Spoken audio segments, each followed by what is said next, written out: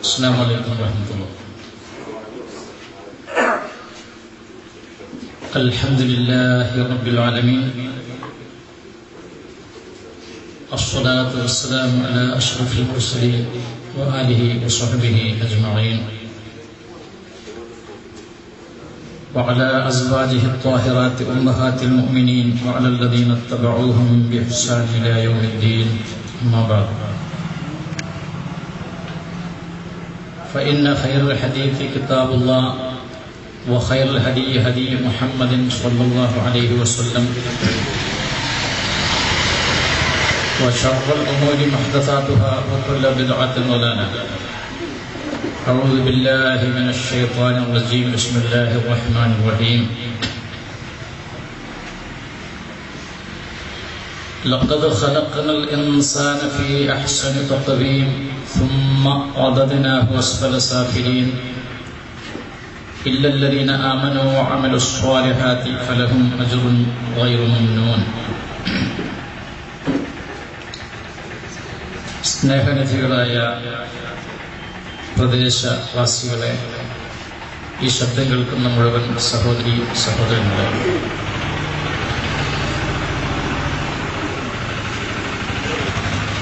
വളരെ തിരക്ക് പിടിച്ച ഭൗതിക ജീവിതത്തിനിടക്ക് പല മൂല്യങ്ങളെ പറ്റിയും ആലോചിക്കാനും പഠിക്കാനും മനസ്സിലാക്കുവാനും സമയം കണ്ടെത്താൻ കഴിയാത്തൊരു പശ്ചാത്തലത്തിലൂടെയാണ് മാനവ സമൂഹം മുന്നോട്ട് പോയിക്കൊണ്ടിരിക്കുന്നത്.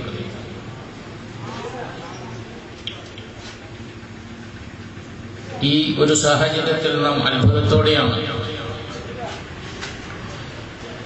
ഇങ്ങനെ ഒരു ഗ്രാമപ്രദേശത്ത് 5 ദിവസം നീണ്ടു നിൽക്കുന്ന ഒരു പ്രഭാഷണ പരമ്പര സംഘടിപ്പിക്കപ്പെട്ടു എന്നറിയുന്നത്. വളരെ ചുരുങ്ങിയ സമയം മാത്രമേ മനുഷ്യന്റെ മുമ്പിലുള്ളൂ. പ്രത്യേകിച്ച് വേനൽക്കാലവും മലപ്പുറം ജില്ലയുമായാൽ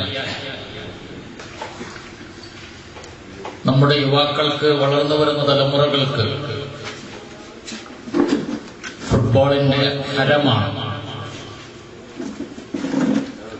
മറ്റു പല തരത്തിലുള്ള വിനോദങ്ങളും അവരെ ചൂഷണം ചെയ്യാൻ വേണ്ടി പ്രലോഭിപ്പിച്ചുകൊണ്ട് ചുറ്റുമുണ്ട്. അപ്പോൾ അത്തരമൊരു സാഹചര്യത്തിൽ 5 ദിവസം നീണ്ടു നിൽക്കുന്ന ഒരു പ്രഭാഷണം, അതും ഒരു കഥാപ്രസംഗം അല്ലെങ്കിൽ ഗാനവേള, അങ്ങനെയുള്ള യാതൊരു ചേരുവകളുമില്ലാതെ മതത്തെ സംബന്ധിച്ചുള്ള പരാമർശങ്ങൾ മാത്രം നടത്തുന്ന ഒരു 5 ദിന പ്രഭാഷണം എന്നത് സംഘടിപ്പിക്കാൻ സാധിക്കുക എന്നത് ഒരു മനോധൈര്യത്തിൽ നിന്ന് മാത്രം ഉണ്ടാകുന്ന ഒരു പ്രചോദനമാണ്. ഒരുപക്ഷെ നമ്മുടെ സുഹൃത്തുക്കൾക്ക് ഈ പ്രദേശവാസികളിലെ നന്മയോടുള്ള അവരുടെ പ്രതിപത്തി മനസ്സിലാക്കുകയും അവർ അതിനോട് മാനസികമായി സഹകരിക്കുകയും ചെയ്യുമെന്ന് ഉറപ്പുള്ളത് കൊണ്ടാകാം. ഏതായാലും അതിന്റെ 2ാമത്തെ ദിവസമാണ് ഇന്ന്. ഇന്നലെ നമ്മുടെ മനുഷ്യ ജീവിതത്തിന്റെ പരമമായ ലക്ഷ്യം പരലോകമാണ് എന്നും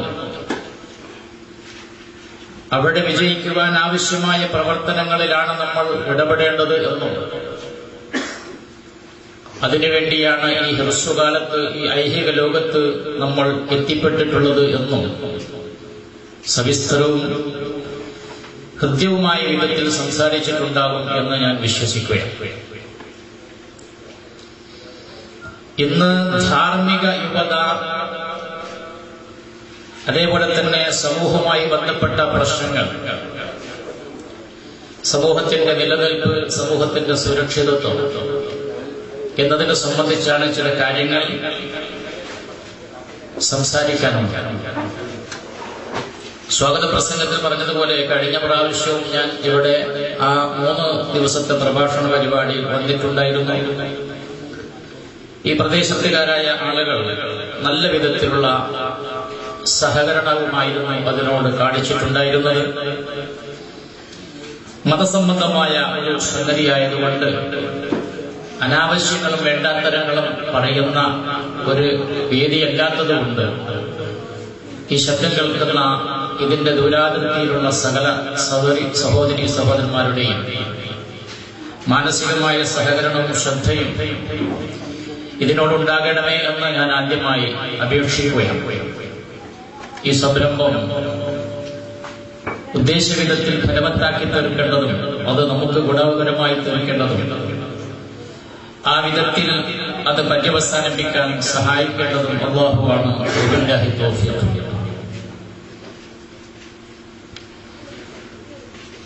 ചിന്തകനും ദാർശനികനുമായ ഡോക്ടർ റജാഗരോഡി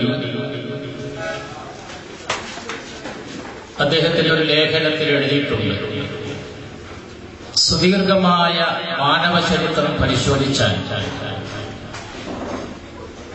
ഇന്നത്തതുപോലെ മനുഷ്യജീവിതം അപകടങ്ങൾ നേരിട്ട ഒരു കാലഘട്ടം ഇതിനു മുമ്പ് കഴിഞ്ഞുപോയിട്ടില്ല. മനുഷ്യജീവിതത്തിന്റെ അലകും പിടിയും നഷ്ടപ്പെട്ട് ധർമാധർമ്മബോധ വിവേചനമില്ലാതെ സനാതന മൂല്യങ്ങളോട് പ്രതിപത്തിയും കടപ്പാടുമില്ലാതെ തികഞ്ഞ അരാജകത്വം അതേപോലെ തന്നെ അക്രമവാസനകളും നിഷ്ഠൂര പ്രവർത്തനങ്ങളും നടത്തി ജീവിതത്തിന്റെ സകല മേഖലകളും ഇவ்விധം കുത്തഴിഞ്ഞ ഒരു കാലഘട്ടം മനുഷ്യ ചരിത്രത്തിൽ മുമ്പ് കഴിഞ്ഞു പോയിട്ടില്ല. നമുക്കറിയാം, മാനവ ചരിത്രത്തിൽ ഒരുപാട് തിന്മകൾ നിലനിന്നിട്ടുണ്ട്, അധാർമികതകൾ നിലനിന്നിട്ടുണ്ട്. സംഘട്ടനങ്ങളും സംഘർഷങ്ങളും യുദ്ധവും രക്തച്ചൊരിച്ചിലും ഉണ്ടായിട്ടുണ്ട്. മൂല്യങ്ങൾ നഷ്ടപ്പെട്ടിട്ടുണ്ട്. പക്ഷെ ജീവിതത്തിന്റെ എല്ലാ മേഖലകളും ഇவ்விധം അപകടകരമായ ഒരു സാഹചര്യം മനുഷ്യ ചരിത്രത്തിൽ വളരെ വിരളമാണ്. അല്ല, ഉണ്ടായിട്ടില്ല എന്ന് തന്നെ പറയുന്നത്. മുൻകാലങ്ങളിൽ നിലനിന്നിരുന്ന അധാർമികത ചില പ്രദേശങ്ങളിൽ അല്ലെങ്കിൽ ചില വിഷയങ്ങളിൽ പരിമിതമായിരുന്നു.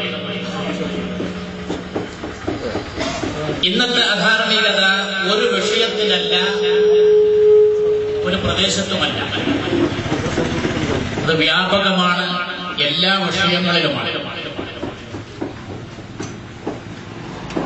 മുമ്പുകാലത്ത് നഗര സംസ്കാരം എന്നൊന്നുണ്ടായിരുന്നു, നാഗരികത എന്ന് നമ്മൾ പറയുന്നത്. നമുക്കറിയാം, നഗരത്തിൽ ഗ്രാമത്തിലുള്ളതിനേക്കാൾ തിന്മകളുണ്ടാവും, അനാവശ്യങ്ങളുണ്ടാവും, അനാശാസ്യങ്ങളുണ്ടാവും. അക്രമോത്സുകരായ ആളുകൾ വസിക്കുന്ന ഇടമാണ്. അവിടെ ബന്ധങ്ങൾക്കും മൂല്യങ്ങൾക്കും വലിയ വിലയുണ്ടാവില്ല. മുൻകാലങ്ങളിൽ അത് നഗരങ്ങളിലാണ് നിലനിന്നിരുന്നത്. അതാണ് നാഗരികത, നഗര സംസ്കാരം.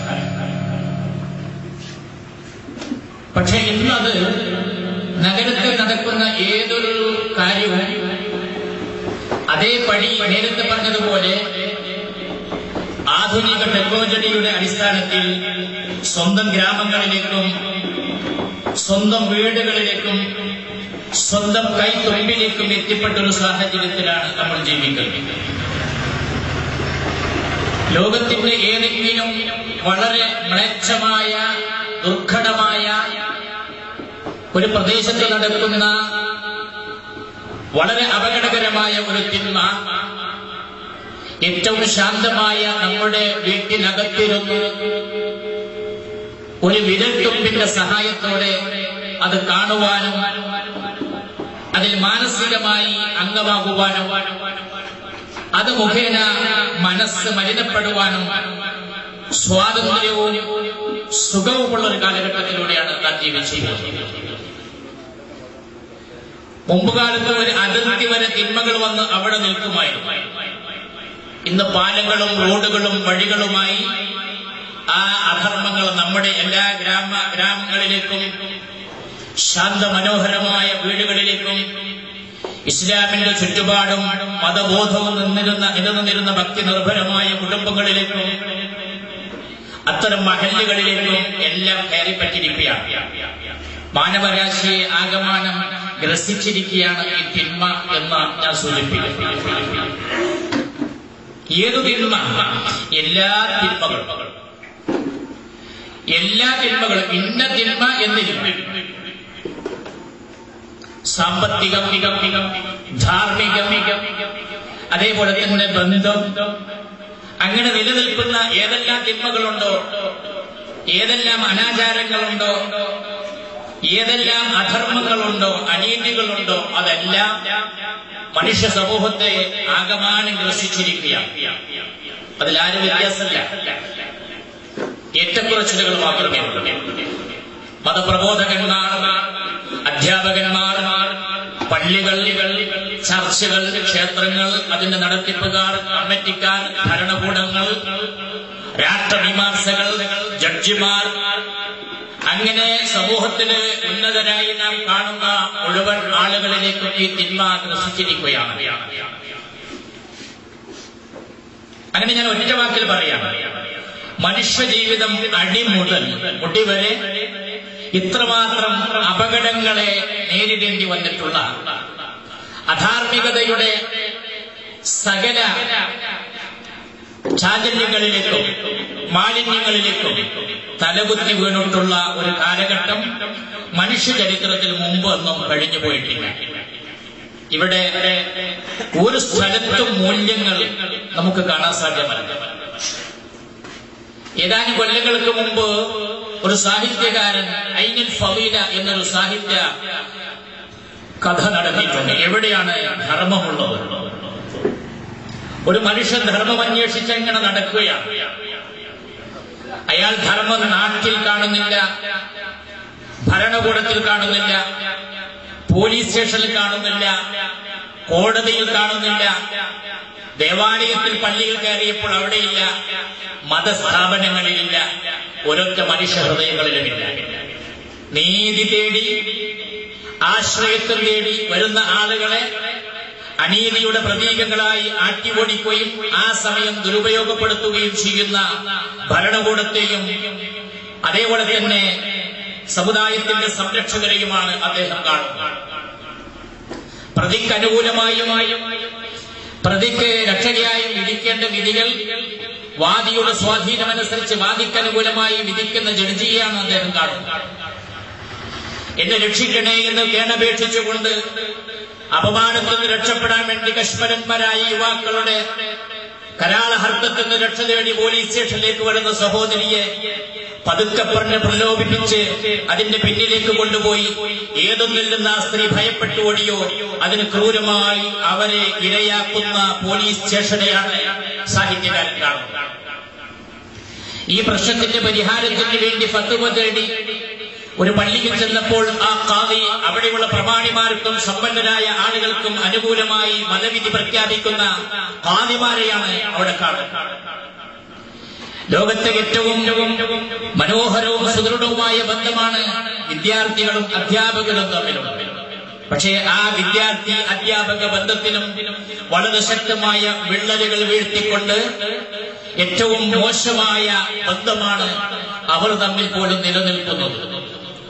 ഒരു അധ്യാപകന്റെ അടുക്കലേക്ക് പിതാവിന്റെ അടുക്കലേക്കെന്ന പോലെ സഹോദരന്റെ അടുക്കലേക്കെന്ന പോലെ നമ്മുടെ പ്രായപൂർത്തിയായ പെൺകുട്ടികളെ പറഞ്ഞയക്കാൻ പറ്റുന്ന ഒരു കാലഘട്ടം നമ്മുടെ ലോകത്ത് കഴിഞ്ഞു പോയിട്ടുണ്ട്. ഗുരുശിഷ്യ ബന്ധം എന്ന് പറയുന്നത്. ആ ഗുരുശിഷ്യ ബന്ധത്തിൽ ശിഷ്യന്റെ മാതാപിതാക്കൾക്ക് രക്ഷിതാക്കൾക്ക് ഗുരുവിനെ ഭയപ്പാടില്ല. ഇന്ന് മദ്രസയിൽ പോലും മുതിർന്ന കുട്ടികളെ പറഞ്ഞയക്കാൻ രക്ഷിതാക്കൾക്ക് വിശ്വാസമില്ല. സാഹചര്യം അങ്ങനെയായിരുന്നു. സാഹചര്യത്തെ പഠിക്കരുത് എന്ന് പ്രവാചകൻ പറഞ്ഞിട്ടുള്ളതാണ്. നിങ്ങൾ കാലഘട്ടത്തെ കുറ്റപ്പെടുത്തരുത്, കാലഘട്ടത്തെ പഠിക്കരുത്. അത് അന്ധവും മൂകവുമായിട്ടുള്ള അള്ളാഹുവിന്റെ ഒരു സൃഷ്ടിയാണ്. അതൊരു ദോഷവും ചെയ്യൂല. ഈ കാലം എന്ന് പറയുന്നത് ഞാനാണ്. ഈ കാലത്തെ നിർണയിച്ച് നിശ്ചയിച്ചു കൊടുത്തിട്ടുള്ളത് ഞാനാണ്. കാലമല്ല, നമ്മൾ പറയും കാലഘട്ടം. മുമ്പത്തെ കാലഘട്ടവും ഈ കാലഘട്ടവും തമ്മിൽ എന്താണ് വ്യത്യാസം? സൂര്യോദിക്കുന്നു, അത് അസ്തമിക്കുന്നു, രാവും പകലും മാറി മാറി വരുന്നു. മനുഷ്യ ജീവിതത്തിന്റെ ധാർമ്മികതയിലോ മൂല്യങ്ങളിലോ പ്രത്യേകിച്ച് അതിനൊന്നും ഇടപാടുകളില്ല. മനുഷ്യനാണ് ദുഷിച്ചു പോയിട്ടുള്ളത്. മനുഷ്യനാണ് ദുഷിച്ചു പോയിട്ടുള്ളത്. ഇന്ന് ലോകത്ത് ഏറ്റവും അപകടം പിടിച്ച ജീവി ഏതാണെന്ന് ചോദിച്ചാൽ മനുഷ്യനാണെന്ന് പറയാം. ഒരു 800 കൊല്ലങ്ങൾക്ക് മുമ്പ് വിരചിച്ചിട്ടുള്ള ഇസ്ലാമിക ഗ്രന്ഥത്തിൽ മനുഷ്യനെ 3 തരക്കാരായി തരംതിരിച്ചിട്ടുണ്ട്. മനുഷ്യർ 3 തരക്കാരാണ്. 3 തരം മനുഷ്യരാണുള്ളത്. അതിൽ ഒരു തരം മനുഷ്യർ അവർ പരമകാരുണികനായ അല്ലാഹുവിന്റെ വിശിഷ്ടമായ ഗുണങ്ങൾ സ്വീകരിച്ചിട്ടുള്ള സമുന്നതരായിട്ടുള്ള മനുഷ്യത്വമുള്ള മാനവികത നിറഞ്ഞു നിൽക്കുന്ന ഒരു തരം ആളുകളാണ്, മനുഷ്യരാണ്. പരമകാരുണികനായ അല്ലാഹുവിന്റെ സ്വീകരിക്കാവുന്ന ചില ഗുണങ്ങളുണ്ട്.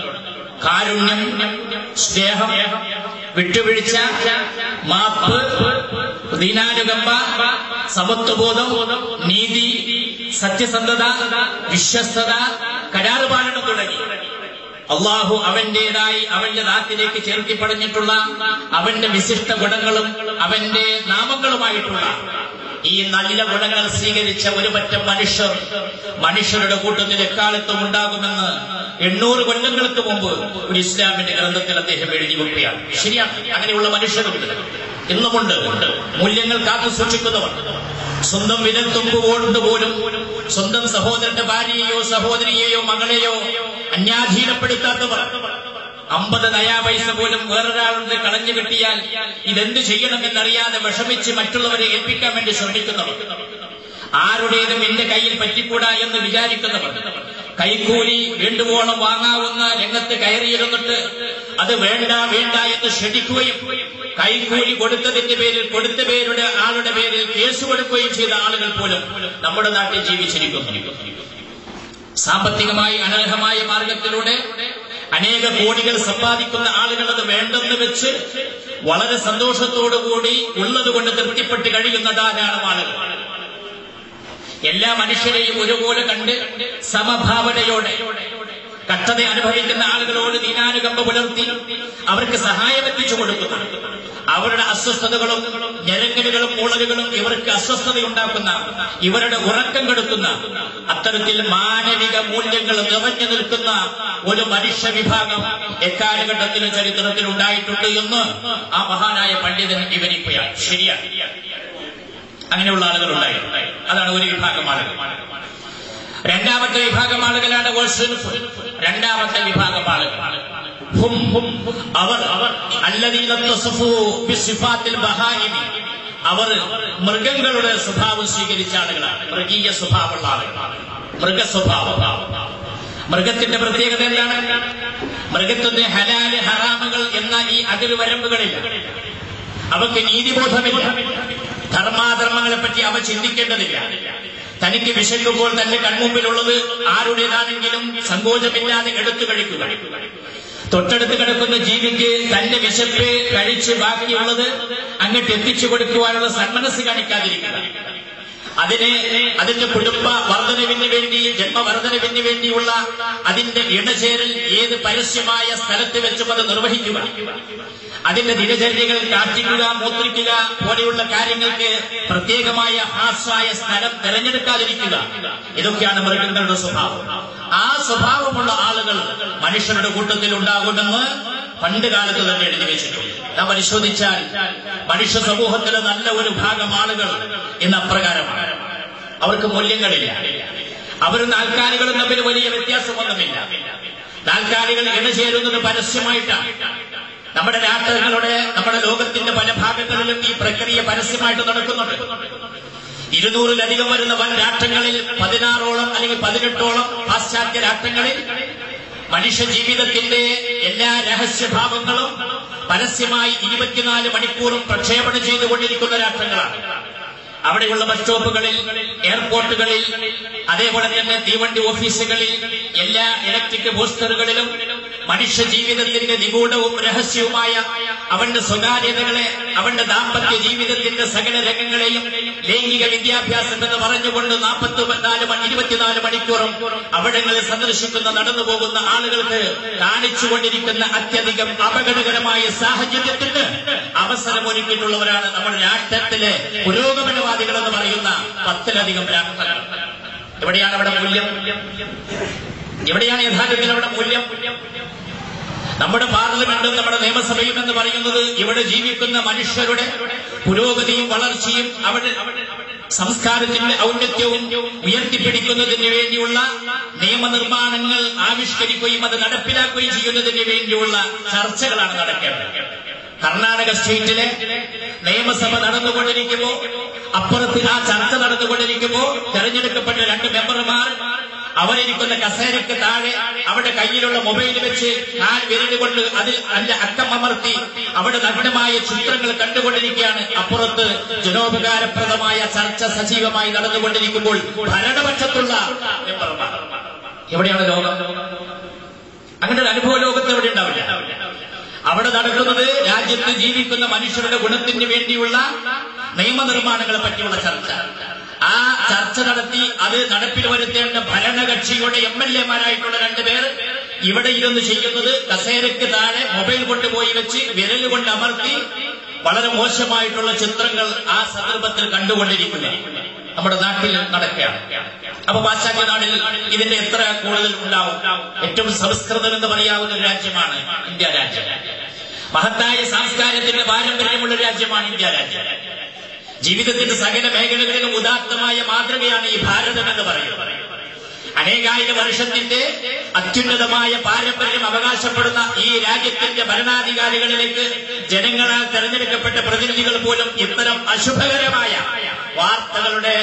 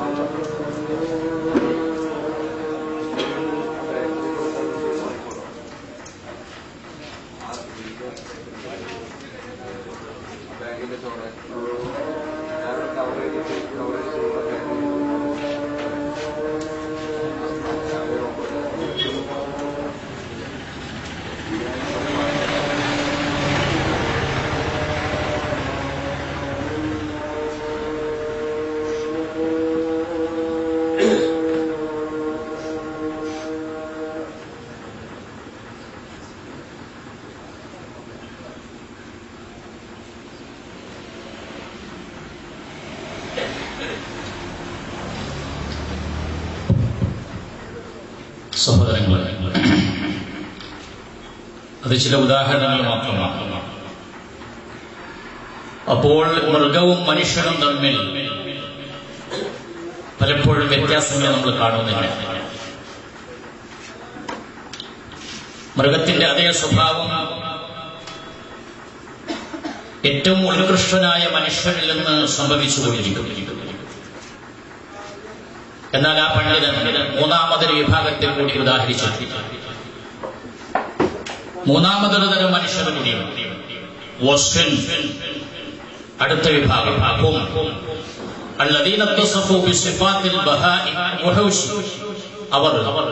കാട്ടുമൃഗങ്ങളുടെ സ്വഭാവം സ്വീകരിച്ച ആളുകളാണ്. അക്രമകാരികളായ ദ്രംഷ്ടജീവികൾ, പുലി, നരി, സിംഹം പോലെയുള്ള ജീവികളുടെ സ്വഭാവം സ്വീകരിച്ച ആളുകളാണ്. കാട്ടിലൂടെ സഞ്ചരിക്കാൻ നമുക്കെല്ലാം ഭയമാണ്. ഈ ലോകത്തിന്റെ തന്നെ, ഭൂമിയുടെ തന്നെ കടിഞ്ഞാണ് നമ്മുടെ കയ്യിലാണെന്ന് പറയുന്ന നമ്മൾ എവിടെയെങ്കിലും ഒരു പുലി ഇറങ്ങി എന്ന് പറഞ്ഞാൽ പിന്നെ മനുഷ്യനവിടെ ഇറങ്ങുന്നില്ല. അത്ര പേടിയാ ഒരു ജീവിയെ. കാരണം അതിന് ലക്കുല്ലകാനുമില്ല, നീതിബോധമില്ല. കൺമുമ്പിലുള്ളവരെല്ലാം എല്ലാറ്റിനെയും കടിച്ച് കീറി അത് തന്റെ ഉദ്യമത്തിലേക്ക് പോയിക്കൊണ്ടിരിക്കും. അതുകൊണ്ട് അവർക്ക് എല്ലാവരും പേടിയാണ്. പല്ലും നഖവും ഉപയോഗപ്പെടുത്തിയാണ് അതിന്റെ ആക്രമണം. മുന്നിൽ കിട്ടുന്ന ആളുകളെ കടിച്ച് കശക്കി അത് അതിൻ്റെതാക്കി മാറ്റും. അങ്ങനെയുള്ള സ്വഭാവക്കാർ മനുഷ്യരിലുണ്ട്. പക്ഷെ നമുക്ക് പറയാനുള്ളത്, ഇന്നാണ് ആ മഹാനായ പണ്ഡിതൻ ആ ഗ്രന്ഥം എഴുതുന്നതെങ്കിൽ നാലാമതൊരു തരം മനുഷ്യരെ കൂടി എഴുതേണ്ടി വരും. നാലാമതൊരു കൂടി മനുഷ്യർ കൂടി ഉണ്ട്. പക്ഷേ അവരേതുപോലെ എന്ത് സ്വഭാവം സ്വീകരിച്ചവർ എന്താ പറയാ? പിശാചിന്റെ സ്വഭാവം സ്വീകരിച്ചെന്നവർ പറയാൻ സാധ്യമല്ല.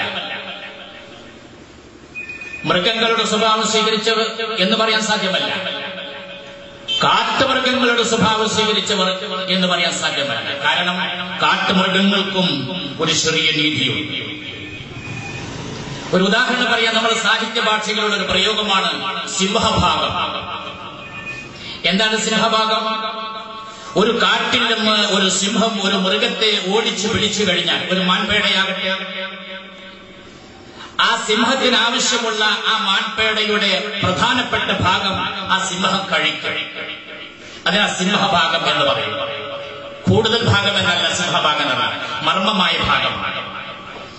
ആ ഭാഗം കഴിച്ചു കഴിഞ്ഞാൽ ആ മൃഗത്തിന്റെ ബാക്കി മാംസം ആ സിംഹം ഉപേക്ഷിക്കും.